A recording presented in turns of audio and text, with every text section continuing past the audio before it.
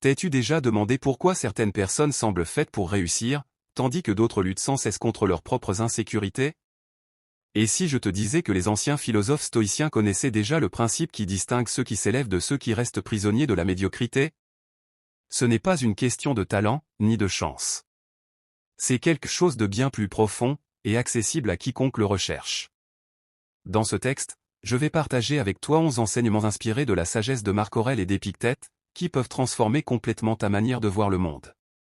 Cette voix de doute qui t'a retenu si longtemps est sur le point de disparaître. 1. Tu es ta seule compétition. Le véritable combat est contre toi-même. Depuis notre naissance, le monde tente de nous convaincre que nous sommes engagés dans une course, une compétition constante où il y a toujours quelqu'un devant nous, et quelqu'un derrière.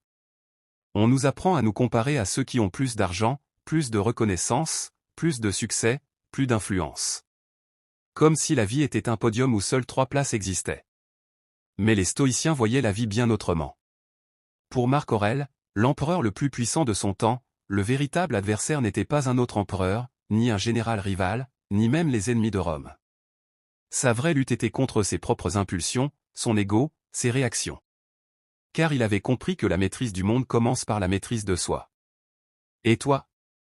Combien de fois as-tu gâché ta journée en te comparant aux autres? Combien de fois t'es-tu senti petit simplement parce que quelqu'un semblait posséder davantage que toi? Épictète disait, ne te préoccupe pas de ce que tu ne peux pas contrôler. Préoccupe-toi plutôt de la manière dont tu y réponds. Voilà la clé. Tu ne peux pas contrôler ce que les autres font, mais tu peux t'entraîner à répondre avec force, clarté et intention. La seule compétition qui importe est celle que tu mènes avec ta version d'hier. Aujourd'hui, as-tu été plus discipliné qu'hier? As-tu été plus courageux? As-tu pris davantage soin de ton esprit? Voilà la bataille que les sages mènent. En silence, sans besoin d'applaudissements. Pourtant, nous vivons à une époque où tout se compare, tout se mesure, tout s'expose. Et cela nous pousse à oublier l'essentiel, tu n'es pas ici pour être meilleur que les autres. Tu es ici pour être meilleur que toi-même. Les stoïciens pratiquaient ce qu'ils appelaient l'examen quotidien. À la fin de chaque journée, ils se demandaient: où ai-je échoué aujourd'hui? Où aurais-je pu mieux agir? Quelle leçon puis-je tirer de ce jour? Cet exercice n'était pas destiné à s'auto-punir, mais à croître en conscience. Et toi aussi, tu peux commencer dès aujourd'hui. Tu n'as pas besoin d'un maître, ni d'un gourou. Tu as seulement besoin du courage de te regarder avec honnêteté. Être le meilleur aujourd'hui ne signifie pas être parfait. Cela signifie être conscient, présent et agir avec intention. Quand tu fais cela, tu es déjà en train de gagner, même si le monde ne le remarque pas. Car la véritable victoire ne se crie pas. La véritable victoire se ressent dans l'âme, lorsque tu sais qu'aujourd'hui tu as été un peu plus fort, un peu plus sage, un peu plus toi. Personne n'est meilleur que toi lorsque tu es ta meilleure version. 2. Maîtrise ton dialogue intérieur. La bataille se gagne d'abord dans ton esprit, avant de se gagner dans le monde. La plupart des gens perdent leur journée avant même de se lever du lit. Non pas parce que le monde est cruel, mais parce que leur propre esprit leur a déjà dit qu'ils ne pouvaient pas réussir. Aujourd'hui sera difficile. Je vais sûrement échouer encore. Je ne suis pas aussi bon qu'eux. Cette voix intérieure semble rappeler chaque erreur passée, chaque insécurité que tu traînes comme une ombre. Peu à peu, elle devient une cage invisible. Mais voici la vérité que les stoïciens avaient comprise mieux que quiconque, tu ne peux pas avoir une vie puissante si ton esprit est ton ennemi. Sénèque écrivait, nous souffrons plus dans l'imagination que dans la réalité. Et il avait raison. La plupart des peurs qui te paralysent ne se sont jamais produites, et probablement ne se produiront jamais. Pourtant, ton esprit les revit encore et encore, comme si elles étaient réelles. La voix dans ta tête peut être un tyran, ou bien un allié. Chaque pensée que tu laisses passer sans la questionner devient une graine, es-tu en train de semer le doute, ou de cultiver la détermination? Les stoïciens ne cherchaient pas à éliminer les émotions, mais à les comprendre. Épictète enseignait que ce ne sont pas les choses elles-mêmes qui nous affectent, mais l'interprétation que nous en faisons. Voilà où tout change, tu ne choisis pas ce qui arrive, mais tu choisis ce que cela signifie pour toi. Chaque fois que tu te répètes « je ne peux pas », tu entraînes ton esprit à se rendre. Chaque fois que tu te dis « c'est trop », tu renforces une limite que tu as toi-même construite. Mais tu peux aussi t'entraîner à l'inverse. Commence à te parler comme le ferait un mentor, un ami fidèle, ou un guerrier. Dis-toi. Aujourd'hui, je vais faire un pas, même petit. Aujourd'hui, je n'ai pas besoin de toutes les réponses, j'ai seulement besoin d'avancer. Aujourd'hui, j'agirai avec courage, même si j'ai peur. Ne sous-estime jamais le pouvoir de ton dialogue intérieur. Le monde extérieur n'est qu'un reflet de ce qui se passe dans ton esprit. Si à l'intérieur habite la clarté, la force et le but, alors rien de ce qui vient de l'extérieur ne pourra te briser. Marc Aurèle, qui portait le poids d'un empire entier, se répétait chaque matin que son âme était plus forte que n'importe quelle tempête. Ses pensées étaient son bouclier, et sa vertu, son épée. Toi aussi, tu peux faire la même chose. Commence chaque jour par une simple phrase, une affirmation qui te rappelle qui tu es, quand le bruit du monde essaie de te faire oublier. Car au final, ce n'est pas le monde qui te vainc, c'est toi, lorsque tu crois au mensonge de ton propre esprit. Et quand tu reprends le contrôle de cette voix intérieure, tout change. 3. La constance est plus puissante que la motivation. Il y a des jours où tu te sens inarrêtable. La musique résonne mieux, le soleil brille plus fort, tes objectifs semblent à portée de main. Tu te sens invincible. Mais il y a aussi ces autres jours où tu ne veux pas te lever, où tu n'as pas envie de faire d'efforts, où tu ne veux pas continuer. Et c'est là que beaucoup échouent, car ils attendent que la motivation vienne les sauver. Ils attendent d'avoir envie pour agir. Les stoïciens, eux, savaient que la motivation est éphémère. Un feu fragile qui s'éteint au premier souffle d'obstacle. Épictète le disait clairement, ne t'arrête pas en chemin chaque fois que tu ressens de la fatigue. L'excellence est une question d'habitude. La constance, voilà la véritable vertu. Faire ce que tu as dit que tu ferais, même quand tu n'en as pas envie. Suivre ton plan, même quand ton corps et ton esprit crient d'abandonner. Marc Aurèle écrivait dans ses pensées pour moi-même que nous ne devons pas agir comme si nous étions immortels, car chaque jour est une vie en soi. Alors, comment choisis-tu de vivre ce jour? Comme quelqu'un qui attend une force magique pour se mettre en route? Ou comme quelqu'un qui comprend que la discipline est le chemin de la liberté? Les stoïciens ne recherchaient pas l'inspiration, ils cherchaient la structure. Ils avaient des routines, des principes, des habitudes inébranlables. Ils savaient que l'âme se forge dans la répétition d'actes simples, bien accomplis, encore et encore. Aujourd'hui, la société te bombarde de stimulation et te dit de rechercher la facilité, la rapidité, le confort. Mais toi, tu n'es pas ici pour être comme tout le monde. Tu es ici pour être le meilleur aujourd'hui. Et cela ne s'obtient pas par des étincelles d'énergie passagère, mais par la fermeté, la volonté et des pas constants. Tu n'as pas besoin de faire 100 pas en une seule journée. Tu as seulement besoin de ne pas t'arrêter. Et quand tu tombes, tu te relèves. Pas parce que tu en as envie, mais parce que c'est ce que tu dois faire. Et la constance crée la confiance. Chaque jour où tu tiens parole envers toi-même, même à travers une petite action, tu renforces ton identité. Tu commences à te voir comme quelqu'un sur qui l'on peut compter. Et cela, personne ne peut te l'enlever. Sénèque disait, pendant qu'on attend de vivre, la vie passe. Et il avait raison. Si tu attends le moment parfait pour commencer à être constant, tu passeras ta vie à attendre. Fais-le maintenant. Fais-le aujourd'hui. Fais ce pas, même s'il n'y a pas d'applaudissements. Même s'il n'y a pas de résultats immédiats. Parce que ce que tu construis n'est pas seulement un objectif, tu es en train de te construire toi-même. Et si aujourd'hui tu arrives à avancer d'1 centimètre de plus qu'hier, tu as déjà gagné. 4e vérité, personne n'est meilleur que toi.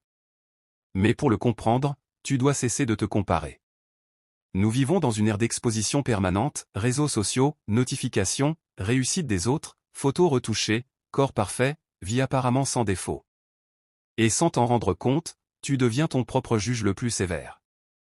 Tu commences à regarder les autres comme s'ils étaient supérieurs. Comme si tu étais toujours en retard d'un pas. Comme s'il te manquait quelque chose d'essentiel pour être suffisant. Mais si je te disais que cette comparaison est un piège? Une illusion qui te détourne de ce qui compte vraiment, toi. Ton chemin. Ton processus. Ton progrès. Les stoïciens ne regardaient pas à l'extérieur pour mesurer leur valeur. Peu leur importait qu'un autre soit plus riche, plus fort ou plus admiré. Ils savaient que la seule véritable compétition est avec soi-même. Épictète l'expliquait ainsi, si tu veux progresser, ne regarde pas ce que font les autres. Regarde ce que toi, tu n'as pas encore fait. La comparaison extérieure est un poison silencieux. Elle te vole ta paix. Elle t'aveugle face à tes propres avancées. Elle t'entraîne à vivre une vie qui n'est pas la tienne. Marc Aurèle était empereur, mais aussi un homme. Et même avec tout le pouvoir du monde, il s'écrivait à lui-même des rappels empreints d'humilité, ne t'inquiète pas de ce que disent, pensent ou font les autres. Inquiète-toi de ce que toi, tu dis, tu penses et tu fais. Parce qu'au final, qui vit ta vie? Qui ressent tes défaites et tes victoires? Qui affronte tes peurs à ta place? La réponse est toujours la même, toi. Personne n'est meilleur que toi. Parce que personne n'a vécu ce que tu as vécu. Personne n'a affronté tes batailles. Personne n'est tombé dans tes abîmes. Personne n'a dû se reconstruire avec tes cicatrices. Et cela ne te rend pas moins. Cela te rend unique. Mais voici la vérité inconfortable, tant que tu continueras à regarder sur les côtés, tu n'avanceras pas vers l'avant. Chaque seconde que tu passes à désirer ce que quelqu'un d'autre possède est une seconde que tu pourrais utiliser pour créer ce que tu veux vraiment. Sénèque écrivait, « Combien de temps gagnerions-nous si nous cessions de regarder ce que fait le voisin, ce qu'il pense, ce qu'il dit ? Et ce temps, tu peux le récupérer.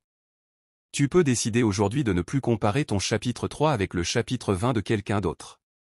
Fais la paix avec ton propre rythme. Accepte ton point de départ. Et avance, non par orgueil, mais par but. Car lorsque tu cesses de regarder à l'extérieur et que tu commences à regarder en toi-même, tu découvres que tu avais déjà tout ce qu'il fallait, force, courage, discipline, lumière. Tu n'as pas besoin d'être meilleur que quiconque. Tu as seulement besoin d'être la meilleure version de toi-même, aujourd'hui. Le moment parfait n'existe pas. Il n'y a que l'instant présent. Combien de fois as-tu repoussé tes rêves en attendant que vienne ce fameux moment idéal? Cet instant magique où tout serait en ordre, où il n'y aurait plus de doute, où tu te sentirais complètement prêt. Mais laisse-moi te dire une vérité brutale, ce moment n'arrivera jamais. Car il y aura toujours quelque chose qui manquera, toujours une excuse, une distraction, une peur. Et pendant que tu attends que tout s'aligne, la vie continue sans te demander la permission. Les stoïciens le savaient. Marc Aurèle le répétait comme un mantra dans ses pensées, ne perds plus de temps à discuter de ce que doit être un homme de bien. Sois-le. Ne réfléchis pas trop. Ne planifie pas trop. Ne remets pas tout à demain. La différence entre ceux qui accomplissent quelque chose et ceux qui n'y parviennent pas n'est pas le talent, ni la chance, mais l'action. Le courage de commencer, même quand tu ne te sens pas prêt. Épictète disait, « Veux-tu être invincible ? Alors ne dépends pas de ce que tu ne contrôles pas, et le temps fait partie de ces choses. Tu ne peux pas contrôler le passé. Tu ne peux pas prédire l'avenir. La seule chose que tu possèdes réellement, c'est cet instant. Cette seconde où tu décides si tu repousses ou si tu agis. Si tu te caches ou si tu te révèles. Si tu restes dans le doute ou si tu deviens aujourd'hui le meilleur de toi-même. » Les anciens sages n'attendaient pas des conditions idéales pour vivre selon la vertu. Ils vivaient avec vertu au milieu du chaos, des guerres, des pertes, des injustices. Et malgré tout, ils trouvaient en chaque jour une occasion de grandir. Car ils comprenaient une vérité que beaucoup oublient, chaque instant qui passe est un instant de moins. La vie n'est pas infinie. Et quand tu prends conscience de cela, ta manière de vivre change. Tu commences à apprécier davantage le présent. Tu cesses de chercher la perfection. Et tu commences à bâtir avec ce que tu as. Es-tu fatigué? Tu peux encore avancer. As-tu peur? Tu peux quand même faire le premier pas. Tu as l'impression que ce n'est pas suffisant? C'est justement le signe que tu es en train de grandir. Sénèque nous a laissé une phrase puissante. Pendant que nous perdons notre temps en hésitation, la vie s'échappe. Et c'est exactement ce que tu ne peux pas te permettre. Plus d'attente. Plus d'excuses déguisées en logique. Fais-le. Aujourd'hui. Pas parce que tout est prêt. Fais-le parce que tu es vivant. Tu es le moment parfait.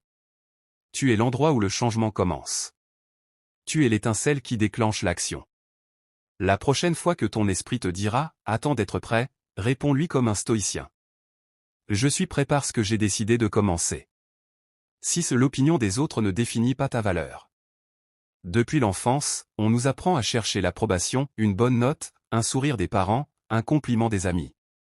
Mais avec le temps, ce besoin d'acceptation se transforme en une cage. Une prison invisible dans laquelle nous cessons de vivre notre vérité, par peur de décevoir, d'être jugés, ou simplement de ne pas correspondre. Mais laisse-moi te poser une question. Qui es-tu lorsque personne ne te regarde? Qui serais-tu si tu arrêtais de vivre pour plaire aux autres? Les stoïciens savaient que la liberté commence lorsque tu cesses d'être l'esclave du jugement des autres. Épictète l'affirmait avec fermeté. Il est impossible pour quelqu'un d'atteindre le bonheur s'il n'a pas appris à mépriser l'opinion d'autrui. Dur, n'est-ce pas? Mais nécessaire. Car chaque fois que tu ajustes ta vie au goût des autres, tu perds un morceau de toi-même. Chaque fois que tu t'auto-censures par peur d'être mal interprété, tu étouffes ton authenticité. Et pendant que tout le monde donne son avis sur la façon dont tu devrais vivre, toi, tu es le seul à porter les conséquences. Marc Aurèle le savait bien. Au milieu de son empire, entouré de conseillers, d'ennemis et de flatteurs, il se répétait. La tranquillité vient quand tu cesses de t'inquiéter de ce que tu ne peux pas contrôler, comme l'opinion des autres. Parce que cela est incontrôlable. Tu peux être irréprochable, et on te critiquera quand même. Tu peux te tromper, et certains te défendront malgré tout. La perception extérieure est aussi changeante que le vent.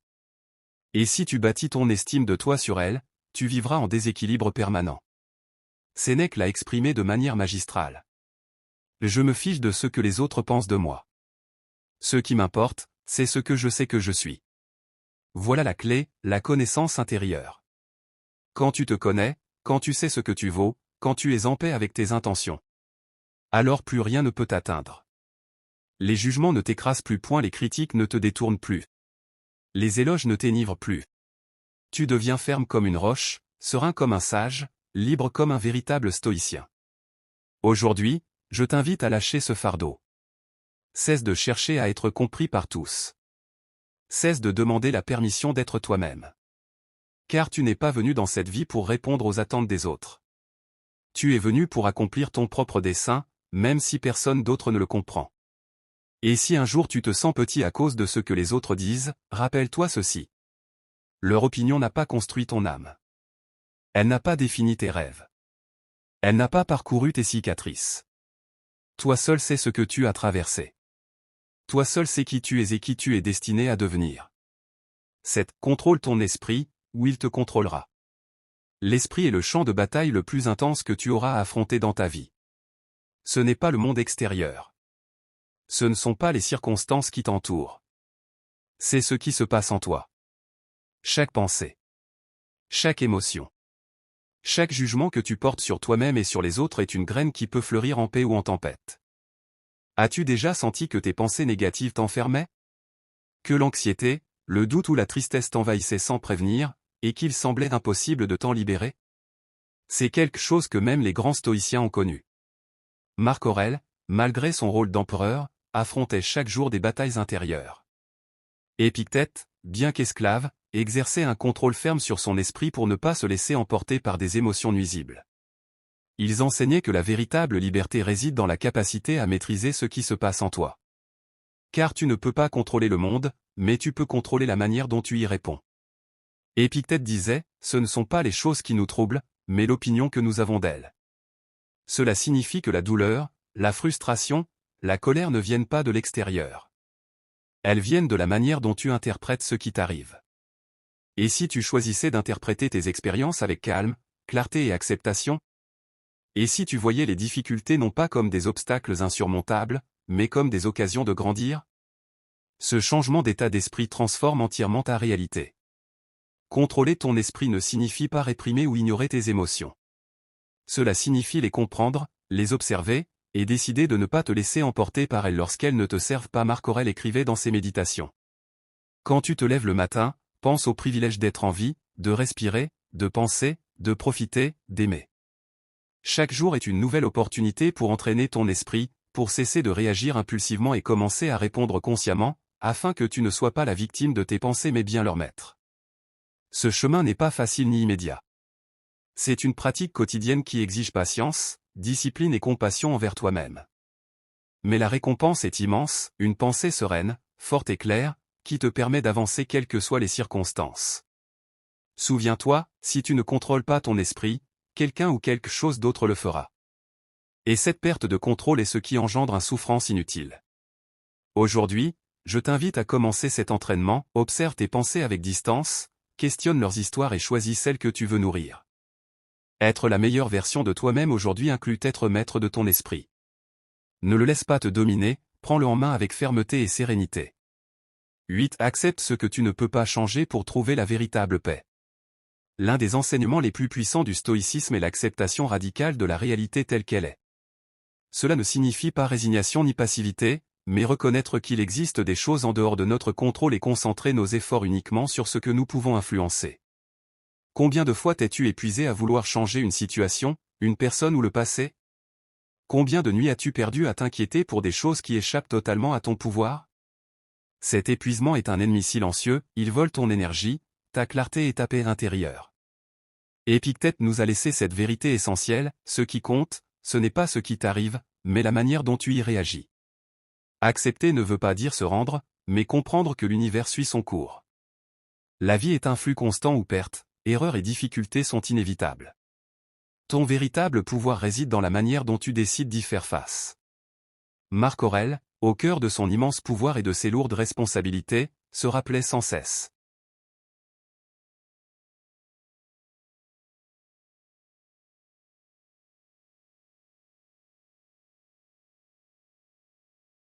Accepte les choses auxquelles le destin t'attache et aime les personnes avec lesquelles le destin t'unit, mais fais-le de tout ton cœur. Accepter, c'est se libérer, car cela t'allège du fardeau de lutter contre le courant. Elle te permet de canaliser ton énergie dans la construction, dans l'amélioration, dans l'avancement. Quand tu acceptes ce que tu ne peux pas changer, tu deviens invincible, car il n'y a plus de place pour la frustration, le ressentiment ou le désespoir.